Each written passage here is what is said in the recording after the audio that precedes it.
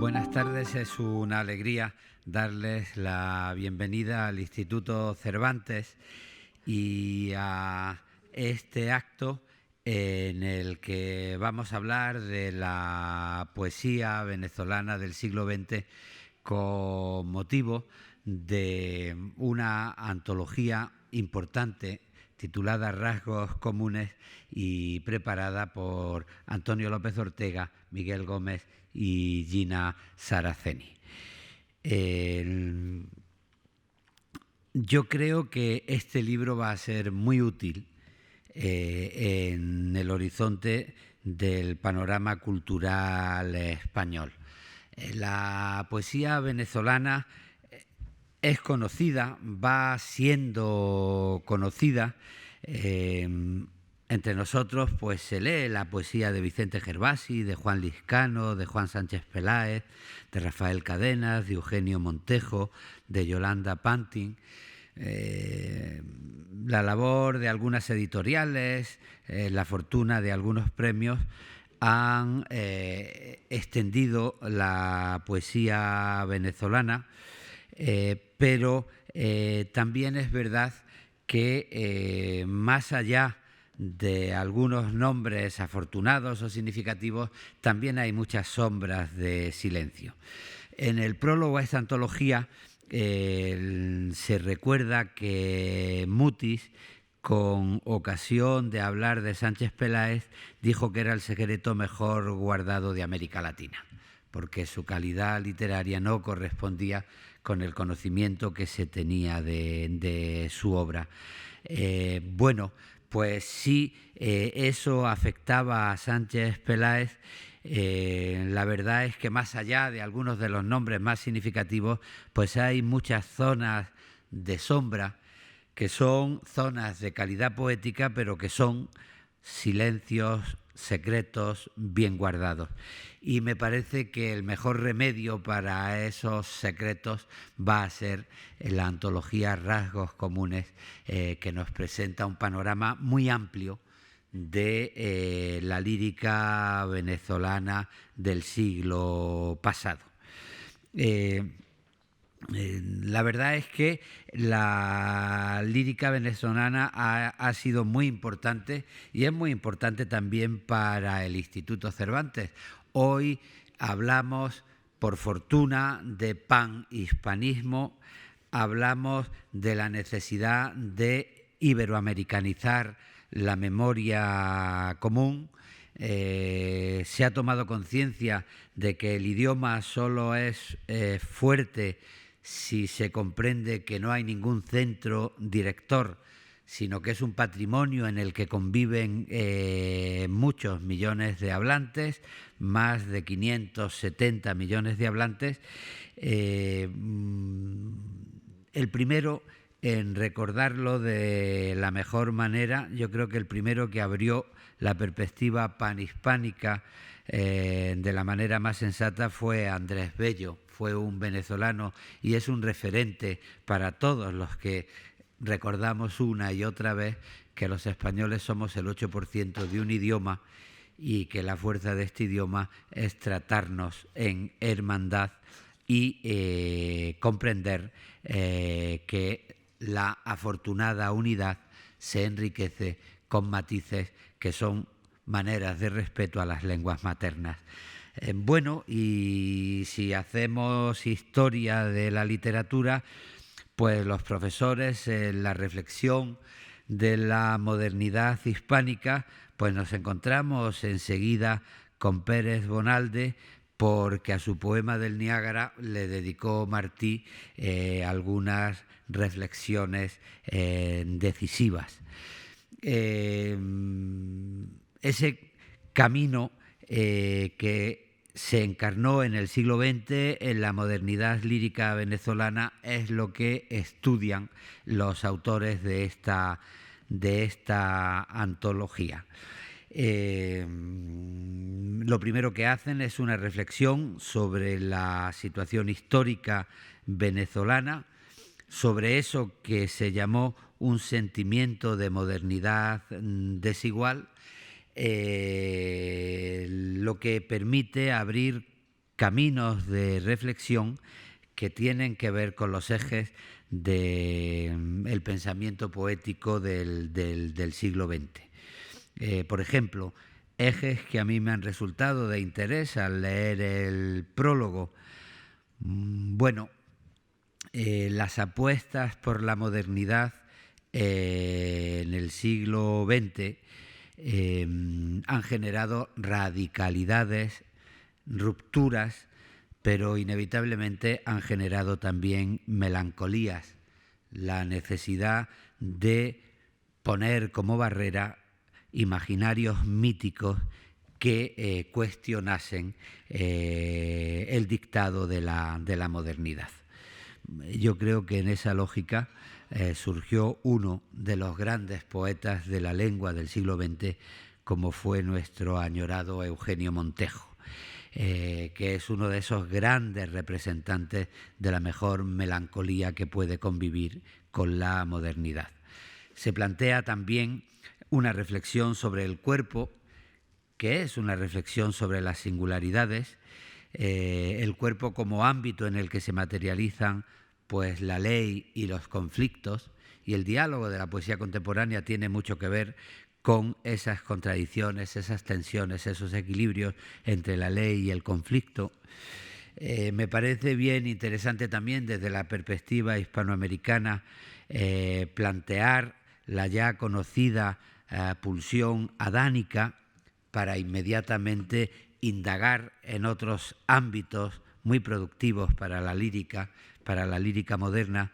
Por ejemplo, los paisajes interiores que van más allá de la nostalgia de la selva, paisajes interiores que han sido fundamentales para la poesía femenina, para la poesía de mujer, como se puede constatar en la poética de Yolanda Pantin, o la utilización del lenguaje poético para la construcción de nuevos paisajes, de nuevos horizontes, de nuevos intereses. Y en el diálogo de la poesía culta, de la vanguardia, de la ruptura, pues está también muy bien plantearse qué legado nos deja la poesía popular y qué nuevas opciones tiene lo popular en convivencia con lo urbano, con el barrio, con la cultura callejera, para seguir en la piel de la poética que quiere ir más allá de las paredes cerradas de una biblioteca. Son reflexiones que nos abren la ventana de la poesía venezolana del siglo XX en un periodo de tiempo que va desde Francisco Lazo Martí, nacido en 1869, hasta Luis Enrique Belmonte, un joven poeta venezolano de 1971. De manera que tenemos una perspectiva muy amplia, muy bien encauzada, con el planteamiento de una reflexión sobre la poética moderna venezolana, que es inseparable de la poética moderna hispana, panhispánica, y por eso digo que es una ocasión de felicidad contar en esta presentación con uno de los responsables de esta antología, quizá con el responsable más directo de esta antología, con el escritor, narrador, amigo venezolano Antonio López Ortega, un amigo de esta casa, y contar también con una especialista como Marina Gasparini, que nos acompañará también el próximo mes en abril, con la presentación de una antología de Juan Sánchez Peláez que acaba de publicar la editorial Visor. Gracias por vuestra compañía y gracias a todos ustedes una vez más por estar con nosotros. Y Antonio, tú mandas, te cedo la palabra.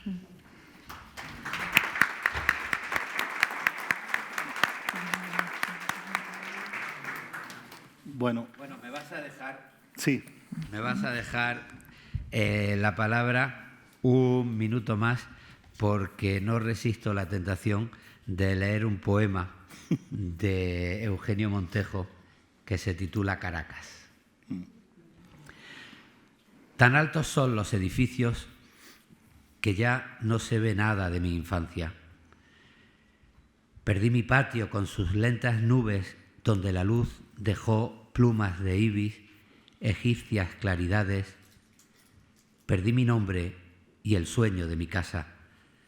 Rectos andamios, torres sobre torres, nos ocultan ahora la montaña. El ruido crece a 1000 motores por oído, a 1000 autos por pie, todos mortales. Los hombres corren detrás de sus voces, pero las voces van a la deriva detrás de los taxis. Más lejana que Tebas, Troya, Nínive y los fragmentos de sus sueños, Caracas, ¿dónde estuvo? Perdí mi sombra y el tacto de sus piedras. Ya no se ve nada de mi infancia. Puedo pasearme ahora por sus calles, a tientas, cada vez más solitario. Su espacio es real, impávido, concreto. Solo mi historia es falsa.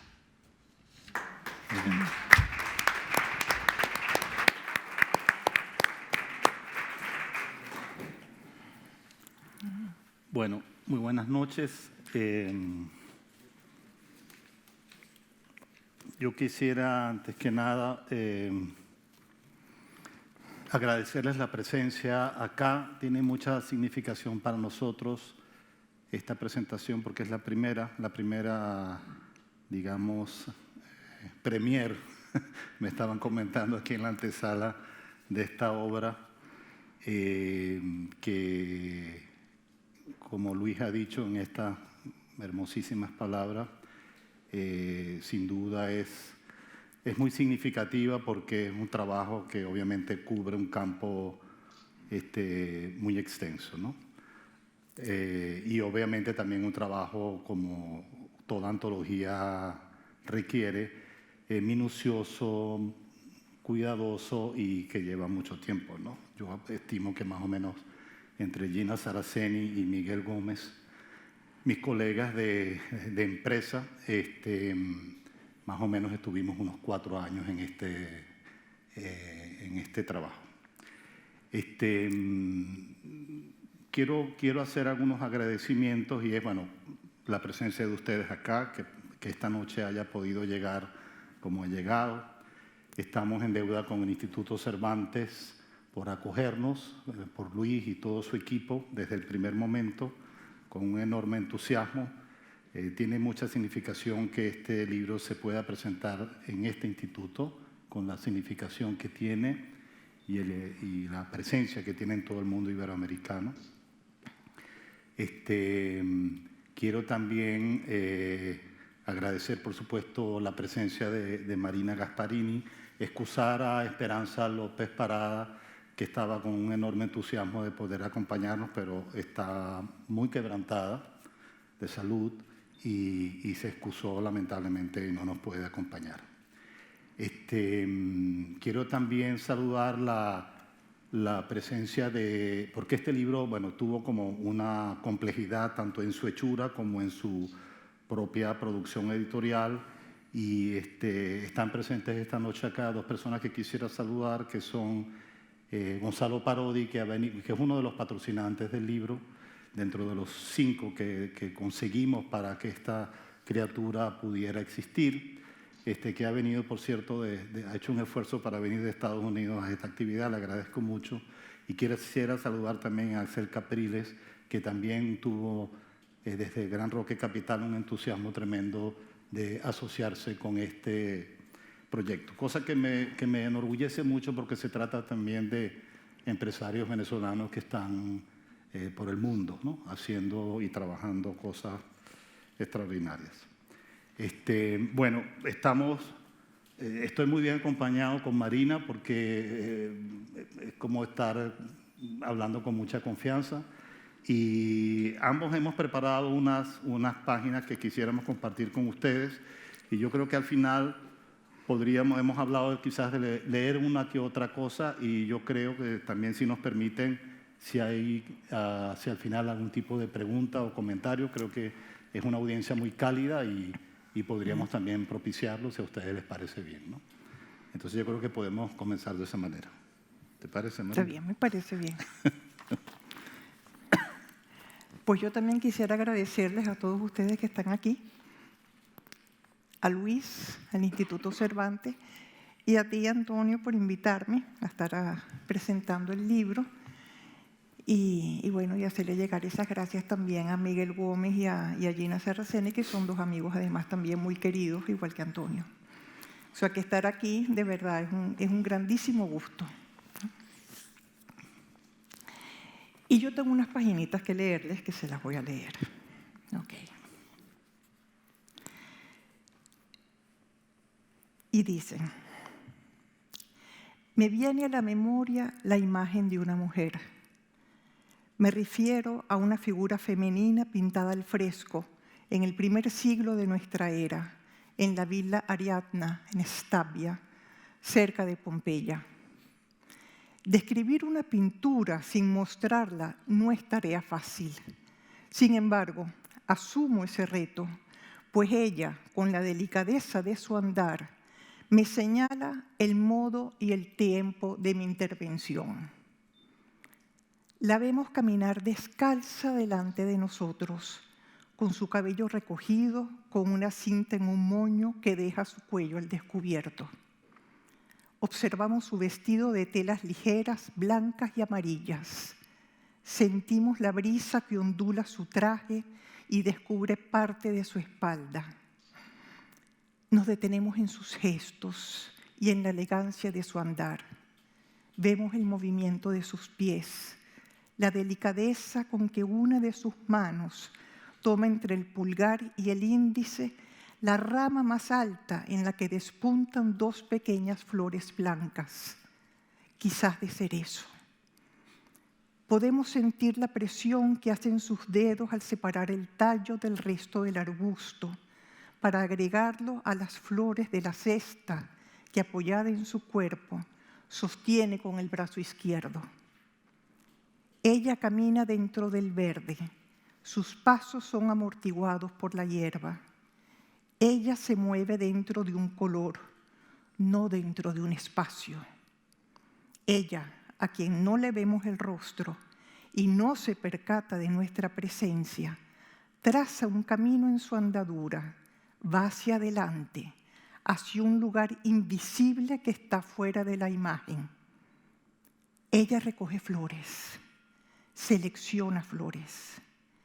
Ella me recuerda que la palabra antología viene del griego antos, flor, y logía, selección. Hermoso, ¿no? Una antología son flores seleccionadas una a una para formar un gran ramo de formas, colores, emociones y belleza. Y las flores de hoy son venezolanas y diré algo sobre ellas con agradecimiento y admiración.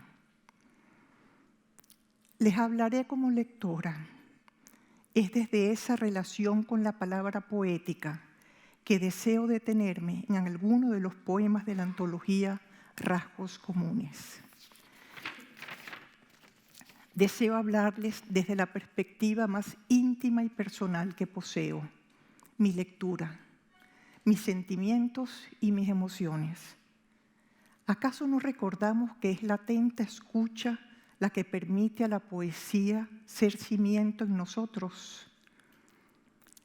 Sabemos que el título del libro, Rasgos Comunes, rinde homenaje a Juan Sánchez Peláez, poeta mayor de nuestra poesía. Sabemos que un rasgo, nos lo dice la RAE, es el trazo que en su letra conjuga escritura y líneas intransferibles de identidad. Líneas de identidad que en este caso comparten una misma tradición poética, un paisaje y un país como lugar de lo colectivo y lo personal. Muchos poetas del siglo XX venezolano tuvieron en común el campo y la periferia, lugares que dejaron a sus espaldas para ir al encuentro de la ciudad y la modernidad. Rasgos Comunes, antología de la poesía venezolana del siglo XX, reúne a 87 poetas y 26 son mujeres. Cada poeta es introducido con claridad y precisión. El lector encontrará en esta cartografía las notas que le permitirán adentrarse en una poesía de excelencia, que como toda poesía llama a ser leída en la palabra misma de los autores. Todo poeta nos habla desde la visión de un mundo propio que la palabra canta, desde la realidad que, aún en la fragmentación, celebra, desde la voz que es raíz, identidad y pertenencia. En sus orígenes, la poesía femenina venezolana fue recibida con un desinterés cercano a la indiferencia. Enriqueta Albero Larriba, María Calcaño, Luz Machado, fueron mujeres aisladas de provincia, a quienes la sociedad de la época les impuso tácitamente la vida familiar como destino. Pero la poesía es un mandato que no deja escapatoria y coloca al poeta ante el descampado en que deberá erigir y dar tono a su propio canto. Y estas poetas, obedeciendo a su necesidad, alzaron su voz. Ellas escribieron, se escribieron, aunque como dijo Enriqueta Arbelo Larriba, conocían la sordera que las rodeaba. Arbelo Larriba tituló uno de sus libros Voz aislada, y en el poema Presentación de mi nueva voz dice: es una voz profundamente mía, mas la daré sin sacrificio. Y termina su texto afirmando: ella, qué novedad, me dará un gran bravo, me dará un gozo bravo, la sembraré en un montón sordo. Luz Machado, en cambio, en su vida de ama de casa, da voz a la casa que habita con sus ritos y decepciones, la casa que sofoca mientras sus muros arraigan en ella. Escribe: un gran dolor pule los huesos cuando la casa cae con la noche encima, sobre el lecho. Sí, es la casa entera sobre los hombros, sobre la espalda, sobre la frente, sobre las rodillas, en los pies, entre los brazos. Estas poetas hablan de los sentimientos que nacen, de las decepciones que resuenan y abiertamente cartan el abandono con que se nombran a sí mismas. En muchos de los poemas aquí recogidos, la palabra poética es soledad, mirada y a veces también gratitud. Gracias a los que se fueron a buscar agua para mí y me dejaron ahí, bebiéndome el agua esencial de un mundo estremecido, apunta Enriqueta Arbelo Larriba. Mientras, para otras poetas, el cuerpo es el gozo que canta y celebra el placer del erotismo. Mujer pecadora, mujer, dice María Calcaño, y recuerda la dicha vivida. Me acariciaba lento contra su corazón como un vago perfume. La poesía venezolana, escrita por mujeres en los años 80, y gracias a Jani Ossoff, María Clara Salas y Yolanda Pantin, vivirá en nuestra literatura un boom sin precedentes. Siempre serán más las mujeres que escribirán una poesía de alta factura, de honda emocionalidad, de resonante impacto. Además de las 3 poetas ya nombradas y ajustándonos al criterio que los antólogos utilizaron para la selección, es necesario mencionar a Blanca Streponi, María Auxiliadora Álvarez, Verónica Jaffe, Eda Armas, Laura Craco, Marta Komblitz, y unos años más jóvenes, María Antonieta Flores, Jacqueline Goldberg, Eleonora Requena, Carmen Verde. Por cierto, el criterio rector ha sido el de incluir solo poetas cuya obra en el año 2000 haya llegado a tener resonancia y producir algún tipo de influencia en otros autores. El poeta escribe, pero ¿quién escribe al poeta? Las respuestas comienzan a aparecer en uno de los títulos capitales de la poética de Yolanda Pantin. Poemas del escritor, es de 1989 ese libro de Yolanda. Es este el libro de la escritura y del desdoblamiento, donde la soledad es el lugar desde el cual comienza la confidencia. Allí la poeta se observa, se escruta, se vive y se da vida en la escritura. Esta mirada ajena le permite establecer una distancia entre el poema y la palabra que lo hace posible. Yolanda Pantin va en busca de una posible identidad. La antología se llama Rasgos, ¿no? Como le dije, ¿no? ¿Quién es? ¿Quién fue? Y no titubea en decirnos cuál de todas es ella. Yo soy aquella de la fotografía, de pie, entre el miedo y el deslumbramiento. De pie y siempre andando, desde ese espacio al mismo tiempo reconocible y cambiante. Escribe una poesía que da voz al instante de la revelación. Desde el principio hasta su fin, olvido, recuerda. La enfermedad constituye un motivo que mueve la emoción de algunas poetas, las dobla y les cierra y les abre ventanas. Así Marta Komblitz escribe: me dices que te hable sobre mi vida. Yo te propongo un poema sobre la locura. Y en su texto Clínica Montserrat confiesa: supimos que el delirio era una forma de sostenernos en los precipicios.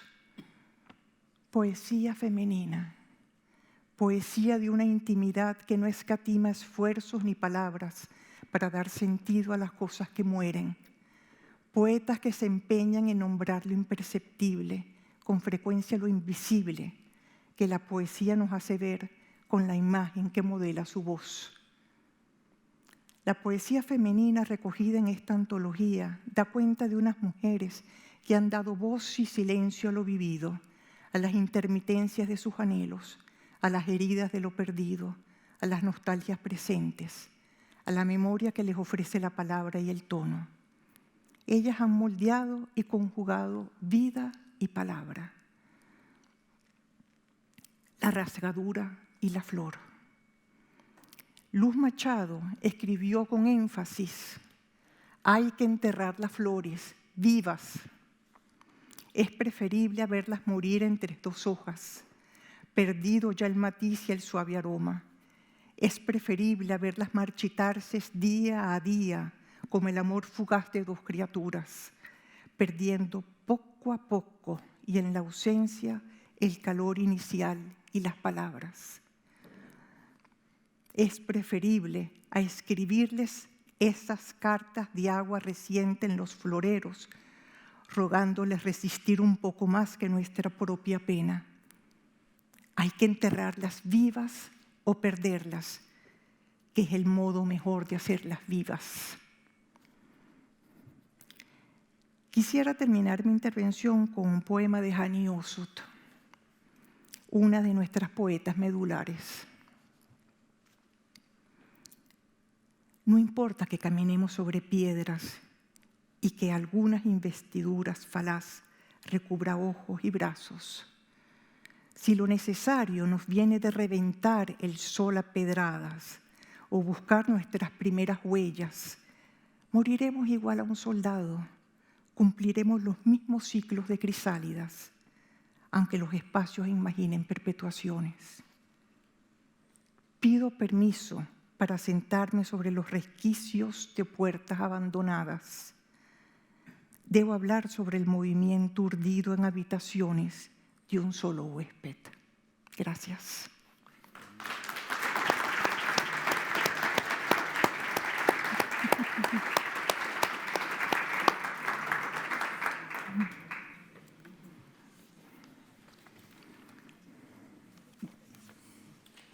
Dentro de los agradecimientos, y me disculpan, olvidaba mencionar, por supuesto, a la editorial que ha hecho posible este proyecto, que es la editorial Pretextos, que ha apostado mucho a la poesía venezolana en los últimos años, ¿no? Para los conocedores de cómo se difunde la poesía hispanoamericana acá, es un dato muy, muy certero. Buena parte de los poetas que ha mencionado que ha mencionado Luis, Liscano, por ejemplo, Gervasi, en años anteriores, por supuesto Cadenas, por supuesto Montejo, han sido ediciones de pretexto. Pues, es una editorial que se ha casado muy estrechamente a la poesía venezolana y ha hecho una apuesta muy firme, ¿no? Y en años más recientes, poetas como Yolanda Pantin, como Igor Barreto, como Alejandro Oliveros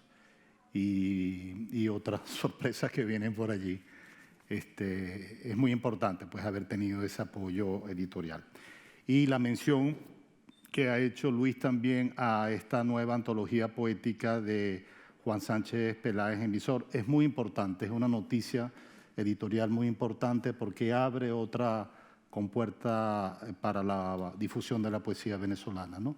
Gracias a un acuerdo con la Fundación Cultura Urbana de Venezuela que va a permitir varias ediciones al año de poetas venezolanos. El primer volumen de ese proyecto es precisamente esta antología de poesía de Sánchez Peláez, que va a ser el 4 de abril, 3 de abril, aquí en este mismo espacio, de manera que están todos invitados. Si me permiten, yo quisiera leer esto en representación de los colegas que no pueden estar acá. Miguel Gómez y Gina Saraceni estuvimos trabajando, como les decía antes, un poco más de 4 años desde 3 puntos distintos del planeta.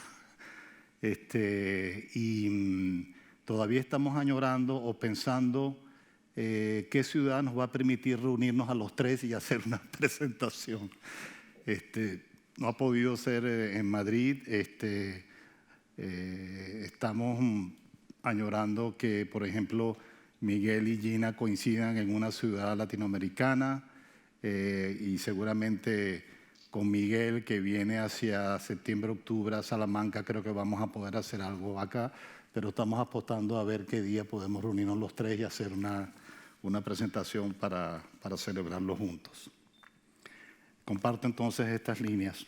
Si todo libro tiene, para usar un término de Unamuno, una intrahistoria, la gestación de esta antología de poesía venezolana del siglo XX tuvo mucho que ver con el repentino deceso del gran crítico y ensayista venezolano Carlos Pacheco, acaecido en Bogotá hace exactamente 4 años, en marzo de 2015. Carlos murió de un infarto fulminante, sentado en una butaca del Teatro Jorge Eliezer Gaitán. Siempre me ha parecido que su partida, que nos dolió a todos, fue una afirmación de lo que fue en vida, un curioso espectador y un gran analista de la escena cultural hispanoamericana. Evoco esta noche su figura porque Miguel Gómez, mi colega, y yo, editores junto con Gina Saraceni de estos rasgos comunes, emprendimos otro proyecto antológico en 2007, pero en aquella ocasión dedicado al relato venezolano, que desembocó en una hermosísima edición hecha por Alfaguara en 2011 bajo el título La vasta brevedad. Fue tanto el empeño que le pusimos a ese otro proyecto antológico, fue tanta la intensidad de nuestros intercambios, que al final, cuando la criatura ya estuvo en nuestras manos, solo pensábamos en cómo seguir trabajando en nuevos proyectos. Y así, como un atisbo, la idea de antologar la poesía venezolana de todo un siglo se nos antojaba como el reto siguiente. Hasta que la muerte de Carlos frustró el proceso y Miguel y yo caímos en una especie de letargo. Pasaron los años hasta que Gina Saraceni apareció en el horizonte. Su nivel de especialización y su devoción por la poesía venezolana fueron señales suficientes para retomar un proyecto que creíamos perdido. Cuando menos lo esperábamos, Gina trajo luz a estas páginas y su empuje fue determinante para llegar a buen puerto. En Venezuela, la poesía ha sido un género muy sólido, muy constante. Hay una hilación que se ha mantenido a lo largo del tiempo sin mayores discontinuidades. Esto es aún más cierto durante el siglo XX, pues a partir de allí, y quizás desde Ramos Sucre, podemos hablar de poesía moderna. Asombra ver la profusión de poetas, la fuerza de la vocación poética, junto al cuento, que también es un género que ha gozado de buena fortuna en el siglo XX, estamos hablando de dos géneros rectores que han marcado y siguen marcando la literatura venezolana. Muchas veces me he preguntado sobre las razones históricas o culturales para que esta vocación poética del país haya sido tan vigorosa entre nosotros. Pero las respuestas no son tan obvias. Tan solo me atrevería a decir que Venezuela, desde tiempos coloniales, ha sido siempre un país muy musical y que con la música siempre llega la versificación. La música tradicional venezolana está llena de poesía, pero tristemente no la conocemos, no hemos indagado lo suficiente. En 1921, el etnólogo y cuentista Juan Pablo Sojo pudo presenciar un canto de lavanderas en el río San Pablo del estado Yaracuy. En su libreta de viajes anotó estos versos que recogió pronunciados a capela por la polifonía natural que enhebraban abuelas, madres y nietas mientras lavaban la ropa en el río. Agua que corriendo vas por el campo florido, dame razón de mi ser, mira que se me ha perdido. Cada vez que releo esta hermosa cuarteta, pienso que un presocrático como Parménides bien ha podido ser oriundo de Yaracuy. Esta antología, lo hemos dicho ya, la hemos hecho a 6 manos con Miguel y con Gina. Miguel, que es un gran narrador venezolano, aparte de notable crítico y ensayista, es también hoy en día uno de los profesores titulares de estudios hispánicos de la Universidad de Connecticut. Y Gina, por su parte, que se ha especializado en poesía hispanoamericana, ha estado asociada siempre al muy prestigioso Departamento de Literatura Hispanoamericana de la Universidad Simón Bolívar de Caracas, si bien hoy ejerce la docencia y la investigación en la Universidad Javeriana de Bogotá. En cuanto a criterios de selección, en nuestro estudio introductorio hemos trazado 4 líneas de fuerza que nos han parecido determinantes. La primera tiene que ver con la cartografía de sujetos y de cuerpos. La segunda con los espacios y paisajes de la nación. La tercera con la construcción de realidades alternas. La cuarta con los desplazamientos culturales. Fueron como líneas orientadoras para ordenar la vasta creación poética de un siglo. En todo ejercicio antológico, es bueno recordarlo, siempre son menos los que entran a la selección y más los que quedan por fuera. Una antología no es un álbum de fotos, sino un ensayo de selección razonado y discutido. Y sin embargo, para mayor consenso, determinamos que nuestras decisiones tenían que ser todas por unanimidad. Reducir 100 años de creación poética a 87 nombres podría verse como un parecer rígido, enfrentados al mismo, con un parecer rígido, pero para otros quizás sea más bien generoso. No me extrañaría que otros antólogos, enfrentados al mismo reto, hubiesen optado por un número menor. En todo caso, nuestro empeño ha estado más bien centrado en dar cuenta de la diversidad de la poesía venezolana, diversidad de referentes, de temas, de técnicas, de propósitos, de lenguajes, de raíces culturales, pues está comprobado que a mayor diversidad, mayor vitalidad. En cuanto a cómo nos distribuimos el trabajo, que es una pregunta recurrente, yo tiendo a responder que en principio todos hicimos todo. O mejor dicho, que cada quien estaba muy al tanto de lo que estaban haciendo los otros dos. Este libro lo montamos entre 2014 y 2018. Y durante todo ese periodo nos intercambiábamos innumerables correos y nos visitábamos virtualmente por lo menos una vez a la semana.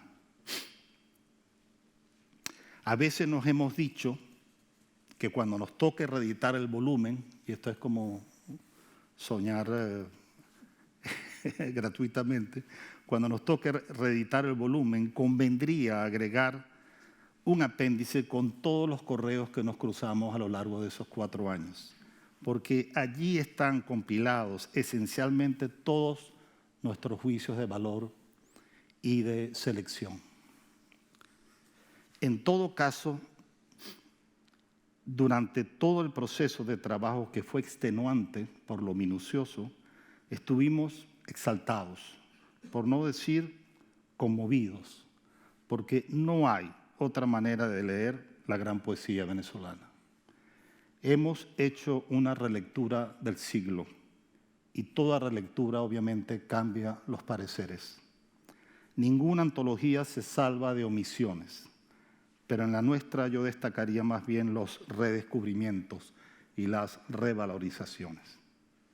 La selección la hicimos por etapas y en la fase final los 3 interveníamos hasta lograr la unanimidad en torno a cada poeta.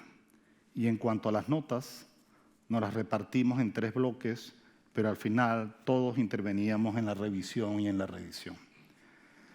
Para el prólogo esbozamos una especie de Frankenstein, al que cada quien le arrancaba un brazo o una pierna para engordarlo o adelgazarlo. Al final logramos ensamblarlo, no sin obligarlo a entrar en cintura en sucesivas ediciones y reescrituras. Esta antología de 1.200 páginas, se dice fácil, ofrece un mosaico de temas y constantes. Como temas, deberíamos advertir la fascinación por el paisaje, que se extiende desde la generación del 18 hasta las últimas promociones del siglo. También la irrupción de la ciudad como nuevo escenario del sentido, muy presente a partir de la generación del 58. El cuerpo como superficie, que se advierte desde la precocidad de María Calcaño, Marina ha hecho referencia, pasando por Milló Vestrini, hasta llegar a las poetas de los años 80, como Yolanda Pantin o María Auxiliadora Álvarez. También algo que a falta de mejor nombre llamaría terredad, para usar un término de Eugenio Montejo, presente, por ejemplo, en Enriqueta Arbelo Larriba, hasta Ramón Palomares en los años 60 o Igor Barreto en los años 90. Podríamos mencionar muchos más, hasta llegar a verdaderas singularidades, el sentido de extrañamiento, la subjetividad quebrada, el noctambulismo, el pasado visto como territorio de la orfandad. Pero si me preguntaran por constantes, yo mencionaría el tratamiento del lenguaje, ya sea para hablar desde la exaltación o ya sea para reducirlo en pos del silencio. Siento que los poetas venezolanos, consciente o inconscientemente, han entendido desde muy temprana edad que la forma es el fondo. Es decir, que tanto importa lo que se dice como la forma en que se dice. Las palabras son siempre peces muy vivos que el poeta pone a nadar en un estanque en el que sin quererlo se refleja y lo refleja. En el compendio, el lector podrá reconocer, por supuesto, a los grandes poetas del siglo: Ramos Sucre, Gervasi, Sánchez Peláez, Cadenas, Sucre, Montejo, Pantin, Barreto, que son los árboles más altos del bosque, pero yo diría que lo más importante es el bosque. Esta antología permite entender que nuestros grandes nombres son inexplicables sin esa tradición, o mejor dicho, que nuestros grandes poetas forman parte de una tradición, no salen de la nada. Y lo importante es tenerlos a todos allí para que el lector reconozca justamente los rasgos comunes, que son muchos. En el bosque también hay singularidades, obras que son mundos propios, autosuficientes, como las de Jani Ossoff o Armando Rojas Guardia, o Eda Armas, o Santos López. Hay mucho por descubrir, por reconocer, por validar. Mi impresión al ver el libro ya editado es que la poesía venezolana, y en esto quisiera ser lo más objetivo posible, es de las más importantes poesías del universo iberoamericano. De esto y sobre todo a la luz de este trabajo no me cabe ninguna duda. El lector también reconocerá las etapas más significativas del siglo. La generación del 18, por ejemplo, incluyendo a Ramos Sucre, es de las más importantes. Se abrieron al mundo, fueron cosmopolitas, tradujeron a los románticos alemanes, pero a la vez fueron grandes paisajistas verbales. Ellos se apartan de los tardomodernistas, muy europeizantes, por cierto, y comienzan a hablar de nuestros árboles autóctonos, samanes, bucares, apamates, araguaneyes. Paz Castillo y Moleiro, por ejemplo, son poetas a los que regresamos porque fijan el rostro de la geografía nacional, pero no haciendo un inventario de especies, sino urdiendo una emocionalidad en torno al paisaje. Esto es, el paisaje somos nosotros mismos. Luego, hacia mediados de siglo, nos hicimos vanguardistas, con obras como las de Luz Machado o de Juan Sánchez Peláez. Un libro como La casa por dentro, de Machado, publicado, por cierto, en todo el medio del siglo, en 1950, si no recuerdo mal. Un libro como La casa por dentro, de Luz Machado, exige una relectura, que aquí proponemos, porque el ámbito de la domesticidad, donde se ha querido recluir a la mujer, explota en 1000 pedazos, por no decir en 1000 versos. En paralelo, la lujuria verbal de Sánchez Peláez, a mi manera de ver, parte el siglo en 2 mitades. Ya nunca se escribirá de igual manera a partir de su obra, que tiene la virtud de fijar un antes y un después en nuestro discurso poético. Si seguimos caminando por el siglo, llegaríamos a la generación del 58, que fue prodigiosa en muchos sentidos. Allí están los nombres de Cadenas, Calzadilla, Silva Estrada, Pérez Perdomo, Sucre, Palomares, Montejo, Pepe Barrueta. Poetas que marcaron a todas las promociones siguientes. Y como etapa final del siglo, yo señalaría, ya lo mencionó Marina, yo señalaría la promoción que irrumpe en los años 80, que bien podríamos llamar del 78, con esta tesis que tenía Eugenio Montejo de que todas las generaciones poéticas venezolanas tenían un 8. Eso es para discutirlo después. Y como etapa final yo señalaría la promoción que irrumpe en los años 80, que bien podríamos llamar del 78, con un protagonismo envidiable de mujeres poetas, como Yolanda Pantin, Eda Armas, Blanca Estrepona y Laura Craco, Ana Nuño, María Auxiliadora Álvarez y Verónica Yafé. En cuanto a influencias, toda la poesía hispanoamericana moderna, incluyendo la venezolana, mira primero hacia Francia, que es de donde provienen movimientos tan importantes como el simbolismo o el surrealismo.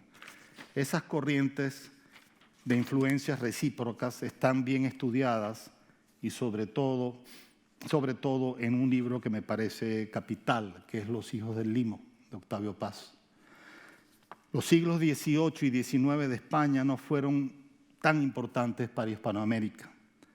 Todo lo importante venía de Francia, desde el pensamiento del siglo de las luces, que nutre las corrientes emancipadoras, hasta los poetas románticos que siembran la poesía amorosa en el continente.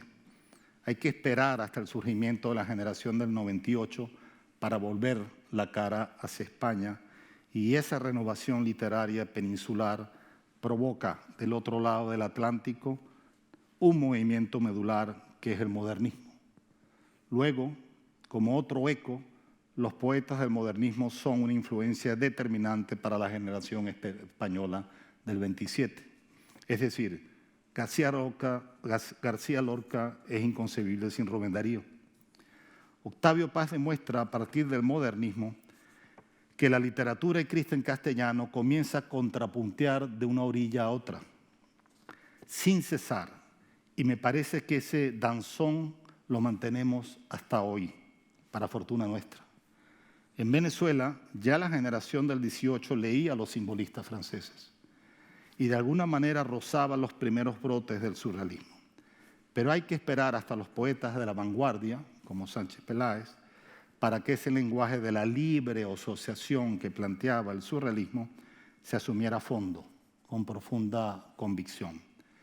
La influencia surrealista llega hasta la generación del 58 y se ve claramente en las primeras obras de García Morales, de Cadenas, de Pérez Perdomo. Más allá de la antología, y ya termino, cuando se quiere indagar sobre el presente, me han preguntado sobre la salud de la poesía venezolana en lo que llevamos del siglo XXI. Y al respecto he dicho que se trata de una generación que mira hacia todos lados. Leen por igual poesía hindú o náhuatl, poesía griega o rusa. Están sujetos a todas las influencias y en gran medida porque este mundo interconectado lleva información hasta las más lejanas fronteras. Son muy universales y viven el mundo como una gran casa. Tienen por detrás una tradición que ya es muy vigorosa y me parece que se relacionan con ella con mucha curiosidad y devoción. También son muy maduros, serios, precoces. Desde el punto de vista de la edición, la circulación y la promoción de obras, es cierto que estamos en uno de los peores momentos de nuestra historia, sencillamente porque no hay políticas públicas en el campo cultural. Pero en cuanto a creación poética, es un momento muy auspicioso, muy renovador. Los jóvenes poetas se organizan para convocar concursos, montar recitales, hacer ediciones artesanales, colgar portales de poesía. No se amilanan con nada, más bien siguen con una energía que no se apaga. Han crecido en el peor país posible, en el país que les ha negado toda ayuda y sin embargo persisten porque la fe es inquebrantable. Se trata de una generación admirable que dará mucho que hablar en los tiempos venideros. Se trata de una generación que más que contestataria cultiva otras persistencias.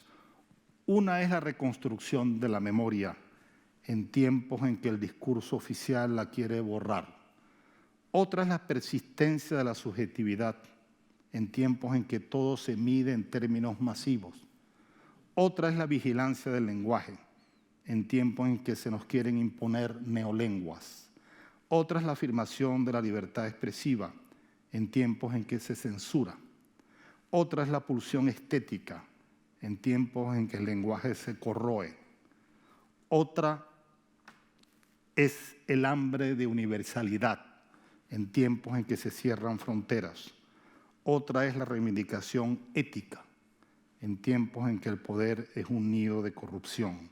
Y una última podría ser la apuesta ciega por recuperar los legados culturales en tiempos en los que se nos quiere llevar a la anonimia. Cierro con la sensación de que Carlos Pacheco nos ha acompañado, con la convicción de que sin formar parte de la antología sí estuvo presente. Alguna guía suya nos ha llegado, algún aliento nos ha insuflado, siempre nos estuvo esperando del otro lado, no en la butaca en donde cesa, sino del lado del proscenio, donde las obras culturales se muestran y se someten a debate. Esta antología es tan suya como nuestra, que por favor la reciban a 4 años de su despedida. esté donde esté. Gracias.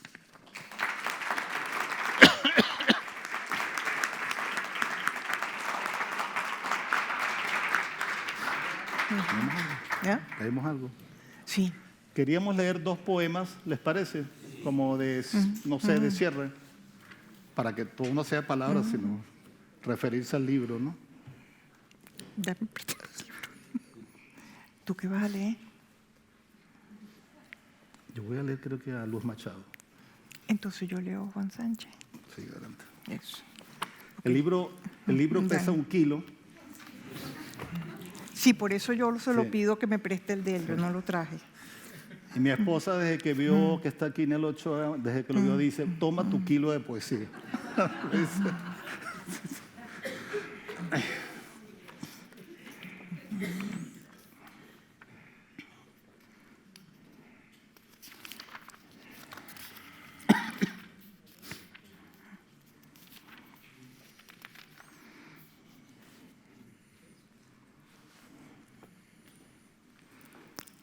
Ok, entonces, aquí acabamos de decir, o sea, él va a leer a Luz Machado, él va a leer a la mujer, ¿no?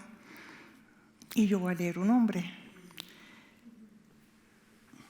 Y yo voy a leer, como me imagino algunos a lo mejor podrán sospechar, a Juan Sánchez Peláez.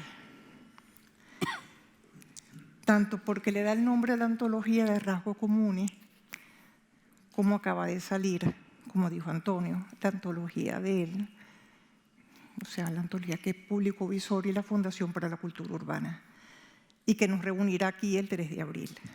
Entonces, leo a Juan. Y es un poema que se llama Un día sea. Si solamente reposaran tus quejas a la orilla de mi país, ¿hasta dónde podría llegar yo? ¿Hasta dónde podría? Humanos, mi sangre es culpable. Mi sangre no canta como una cabellera de laúd. Ruedo a un pórtico de niebla estival. Grito un mundo sin agua ni sentido. Un día sea. Un día finalizará este sueño. Yo me levanto. Yo te buscaré claridad simple. Yo fui prisionero en una celda de abúlicos mercaderes. Me veo en constante fuga. Me escapo a mí mismo y desciendo a mis oquedades de pavor. Me despojo de imágenes falsas. No escucharé. Al nivel de la noche, mi sangre es una estrella que desvía de ruta. He aquí el llamamiento, he aquí la voz. Un mundo anterior, un mundo alzado sobre la dicha futura. Flota en la libre voluntad de los navíos. Leones, no hay leones. Mujeres, no hay mujeres. Aquí me perteneces, vértigo anonadante en mis palmas arrodilladas.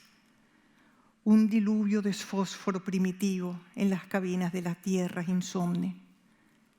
El busto de las orquídeas iluminando como una antorcha el tacto de la tempestad. Yo soy lo que soy. Un paso de fervor, un paso. Me separan de ti, nos separan. Yo me he traicionado, inocencia vertical. Me busco inútilmente. ¿Quién soy yo? La mano del sollozo, con su insignia de tímida flauta, excavará el yeso desafiante en mis calzadas, sobre las esfinges y los recuerdos. Eso.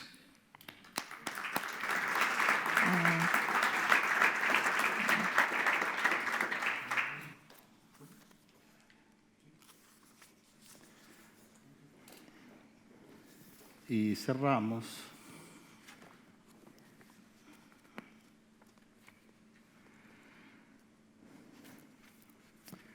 con Luz Machado.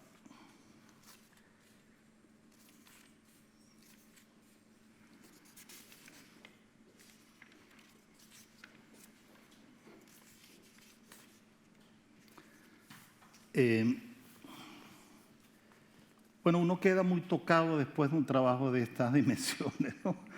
Y obviamente se producen muchas relecturas y eso que yo hablaba de como de revalorizaciones. Por supuesto que conocíamos a Luz Machado, pero a mí me ha tocado en esta revisión y en esta relectura me ha tocado mucho volverla a leer. Me parece que es una escritora, se lo voy a proponer a Marina, es una escritora que francamente habría que releerla ya digamos, de manera universal. Creo que es una escritora, grandísima escritora, y definitivamente no tiene la valoración que corresponde. Creo que es una tarea que se desprende, por lo menos en lo particular, que se desprende después de la revisión que hemos hecho de su obra, ¿no?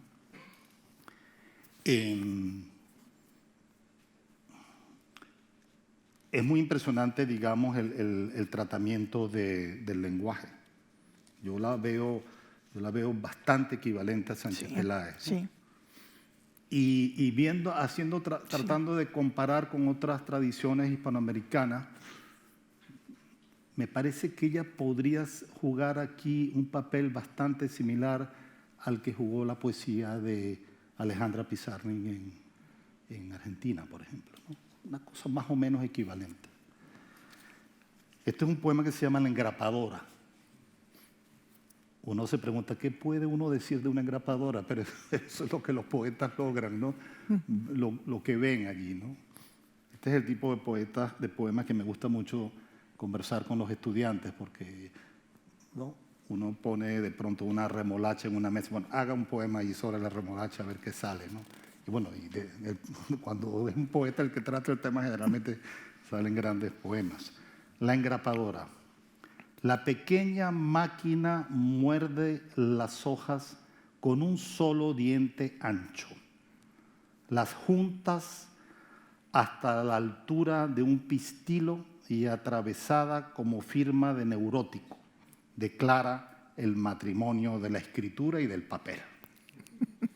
Muerde como un pequeño animal sin ojos, magistral eso, ¿no? Muerde como un pequeño animal sin ojos, ahí donde mis manos reúnen la extensión que antes pasara por el fuego, que antes viviera un ciclo vegetal, un turbio cielo de podredumbre y asco.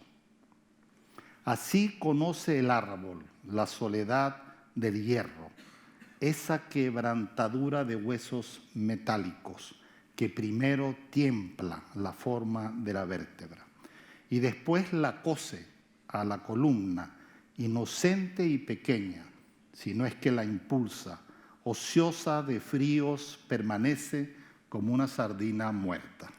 Perfecto. Si la uso, un chasquido recuerda los pájaros carpinteros del bosque y las mandíbulas de los pequeños roedores a orilla de los ríos sobre las maderas caídas. Una engrapadora.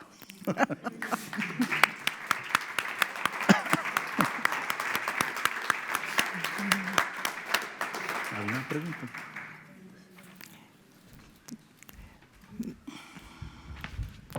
Gracias, Antonio. Gracias, Marina. El próximo 3 de abril nos vuelve a convocar aquí la poesía venezolana y si quieren seguir con nosotros, mañana también se celebrará aquí la presentación del último premio Loewe que ganó el poeta Basilio Sánchez. De manera que si esta es la Casa de la Lengua, es la Casa de la Poesía. Muchas gracias.